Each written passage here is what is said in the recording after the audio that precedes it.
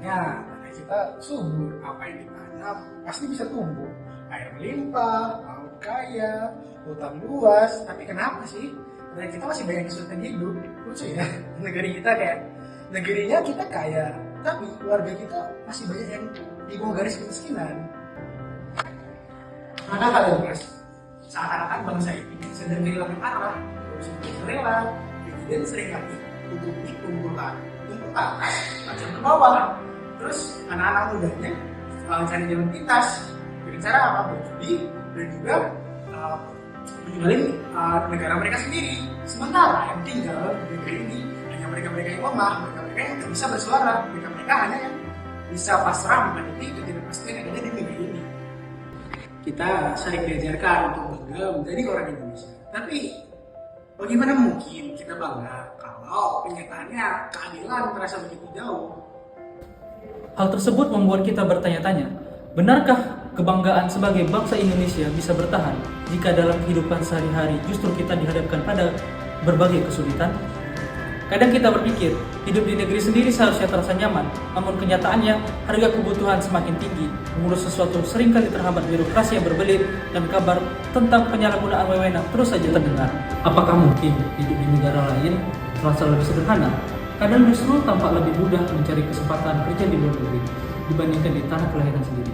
Padahal, harapan terbesar kita tetaplah dapat hidup layak dan berkontribusi di negeri sendiri. Di tengah sempitnya lapangan pekerjaan, ditambah persyaratan yang tinggi dan rumit serta kekecewaan terhadap kebijakan publik, menyebabkan para generasi muda merasa pesimis dan cemas terhadap masa depannya di negeri ini, sehingga mereka termotivasi mencari alternatif pekerjaan di luar negeri karena banyaknya tersedia lapangan pekerjaan dan persyaratan yang tidak memberatkan dengan profit yang sangat menggiurkan. Dari situ muncullah sebuah tagline "Kabur aja dulu" sebagai bentuk kampanye kecemasan generasi muda terhadap masa depan dan kebijakan publik. Barang udah siap, paspor dari kanan, yuk siap-siap kabur.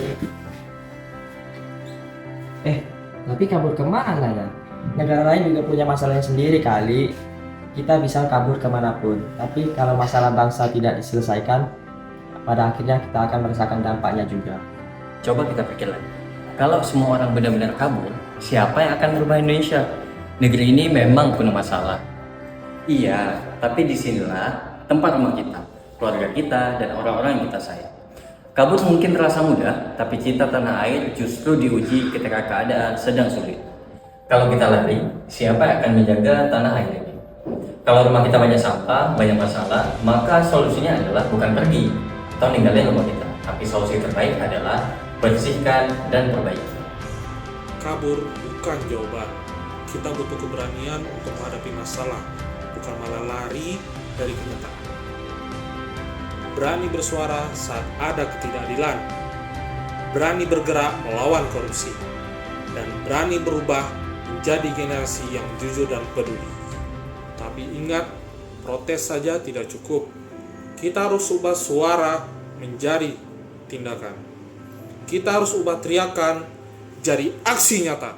Kalau bukan kita, siapa lagi? Kabur aja dulu bukanlah benar-benar solusi, tetapi sebagai refleksi diri tentang apa yang telah kita lakukan untuk mempertahankan kedaulatan dan kehormatan negara ini. Kabur aja dulu harus menjadi pelecut bagi diri untuk memberikan yang terbaik demi terciptanya Indonesia emas di kemudian hari. Sebagai warga negara Indonesia, sudah menjadi kewajiban bagi kita bersama untuk menjaga negara ini sampai menutup mata.